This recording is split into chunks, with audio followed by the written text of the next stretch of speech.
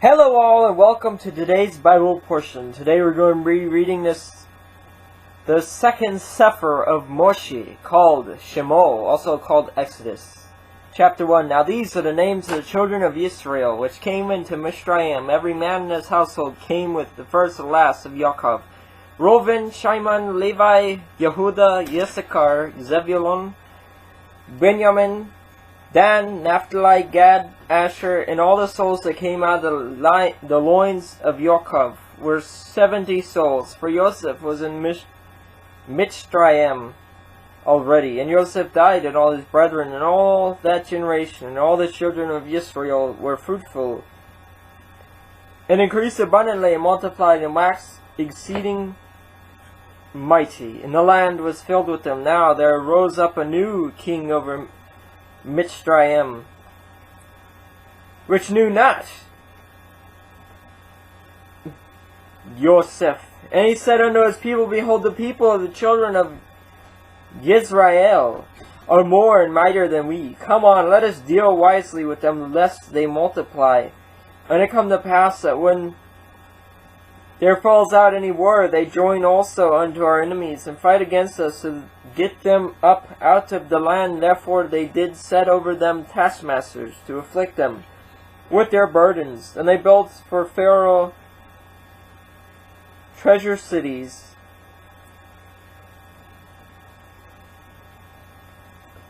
the first and last Python, and the first and last Ramesses. But the more they afflicted them, the more they multiplied and grew. And they were grieved because of the children of Israel. And the Mitzrayim made the first and last, the children of Israel, to serve the rigor. And they made their lives bitter with hard bondage, and mortar, and in brick, and in all the manner of service in the field.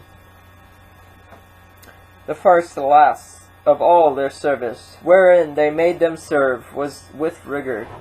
And the king of Mitzrayim spoke to Ivory, midwives, of which the name of one was Sifra, and the name of the other Pa. And he said, When ye do the office of a midwife to the first and last of the Ivrith woman, and see them upon the stools, if it be a son, then ye shall kill him, but if it be a daughter, then she shall live.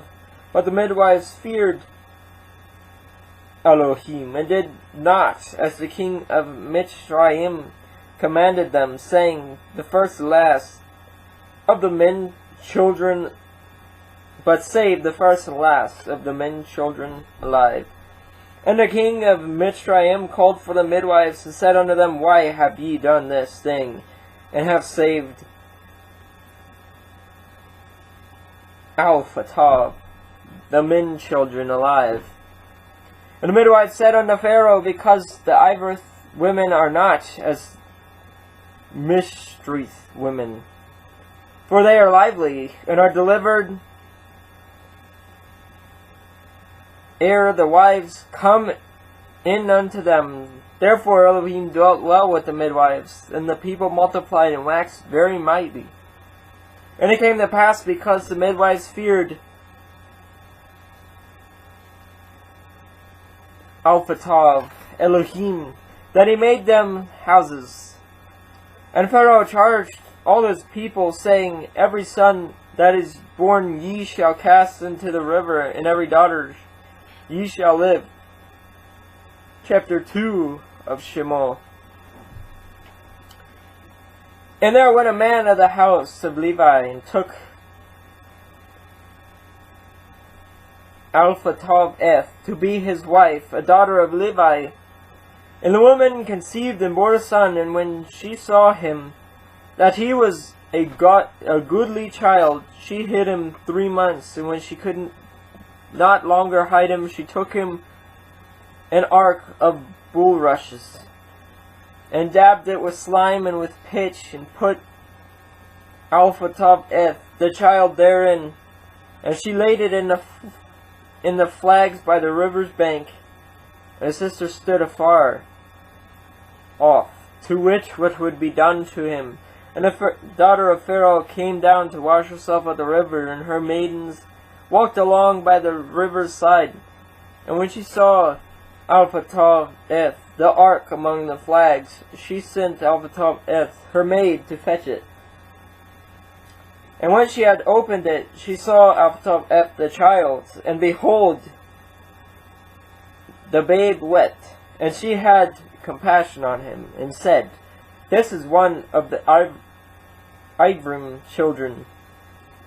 Then said his sister, the Pharaoh's daughter, Shall I go and call you a nurse of the Arith women, that she may nurse Alphatov-eth the child for you? And Pharaoh's daughter said to her, Go. The maid went and called Alphatov-eth the child's mother, and Pharaoh's daughter said unto her, Take Alphatov-eth this child away, and nurse it for me, and I will give you Alphatov-eth your wages. And the woman took the child and nursed it, and the child grew, and she brought him unto Pharaoh's daughter, and he became her son, and she called his name Moshe. And she said, Because I drew him out of the water. And it came to pass in those days, that when Moshe was grown, that he went out unto his brethren, and looked on their burdens, and he spied a Mishrai smiting in ivory, one of his brethren. And he looked this way and that way, and when he saw that there was no man, he slew Alphatov-eth the mystery, and hid him in the sand.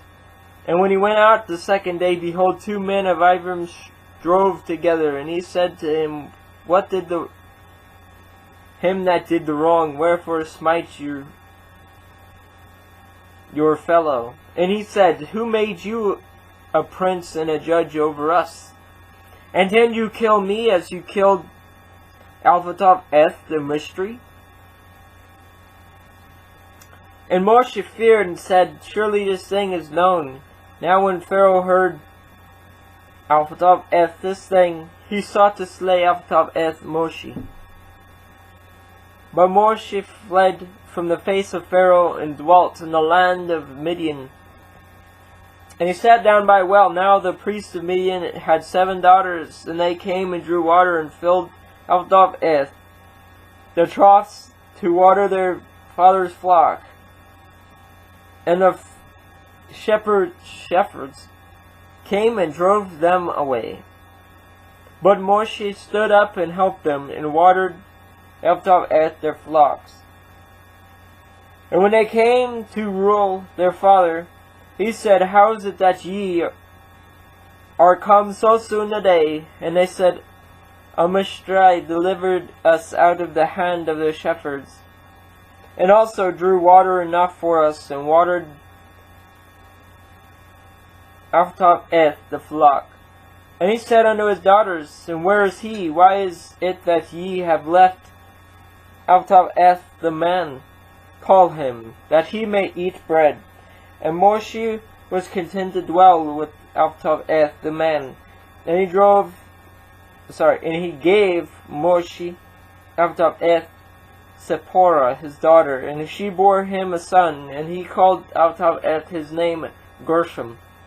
For he said, I have been a stranger in a strange land. And it came to pass in the process of time that the king of Mitzrayim died, and the children of Israel sighed by reason of the bondage, and they cried, and their cry came up unto Elohim by reason of the bondage. And Elohim heard Alphatov-eth their groaning, and Elohim remembered Alphatov-eth his covenant with Alphatov-eth Abraham, with Alphatov-eth Yishak, and with Alphatov-eth Yaakov. And Elohim looked upon Alphatov-eth the children of Israel, and Elohim had respect unto them.